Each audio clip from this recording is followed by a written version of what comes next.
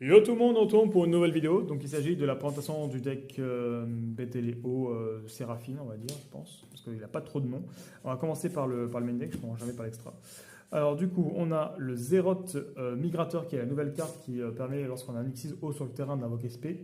Et durant la main phase, on peut détacher un matériel d'un monstre qu'on contrôle. Puis on peut invoquer spécialement un monstre haut de 3 ou 4 de la main ou cimetière si l'effet se fait annuler. Et il peut être traité comme niveau 5.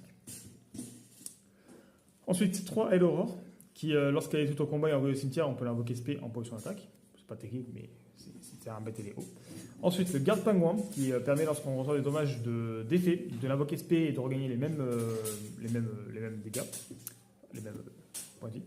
Ensuite, le Blizzard, qui permet, lorsque son attaque est supérieure à son attaque d'origine, de faire 1500 de dommages à l'adversaire. Donc c'est plutôt rigolo. Ensuite, la sirène Noka, qui est la raison pour laquelle j'ai joué du poisson aussi, parce que si on contrôle du poisson et du bétélé, on peut l'invoquer SP.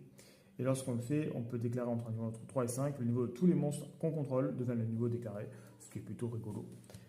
Ensuite, l'oiseau de tonnerre du blizzard, qui permet de défausser un et d'invoquer SP deux monstres hauts de type BTD, un depuis la main et un depuis le cimetière. Donc du coup, c'est plutôt intéressant. Et par contre, on renvoie cette carte du terrain à la main. Ensuite, les poissons qui me servent du coup pour la sirène. Donc, on a le grand mâchoire en surface qui se split quand on a un monstre haut qui peut tuto un requin. On a le requin des avis justement qui permet de se spé pour tuto après un monstre haut, je crois. Tac, tac, tac, tac, tac.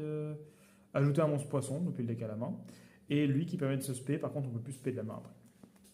Et on a évidemment le quatrième, le requin de cristal, comme ça nous fait plus de cibles pour le grand mâchoire à surface, qui permet de se spé lorsqu'on a un monstre haut. Et en plus, ils peuvent être utilisables comme Xyz 3 ou 4 si on, comment ça s'appelle, si on invoque du numéro.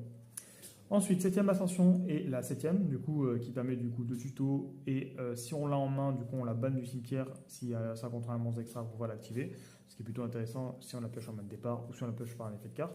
Ensuite, Umiguka, qui fait gagner 500 points d'attaque à tous les monstres hauts et perdre 400 points de défense. Ça permet de provoquer l'effet de ça et d'autres effets. La murène de cupidité qui permet de mélanger deux monstres hauts depuis la main dans le deck pour pouvoir piocher 3. Le retour d'aile qui permet du coup, si on contrôle que des monstres BTD, on peut piocher deux cartes si on contrôle le minimum de monstres BTD de noms différents en payant 600 points de vie. Donc c'est plutôt intéressant. Le pot d'avarice qui permet de remélanger 5 pour pouvoir draw 2. Le Monster Reborn classique. La Chaos Magir en plus qui peut être tutorisable par elle et qui peut faire une requête simplement. Et l'attaque d'Icar qui est assez rigolote,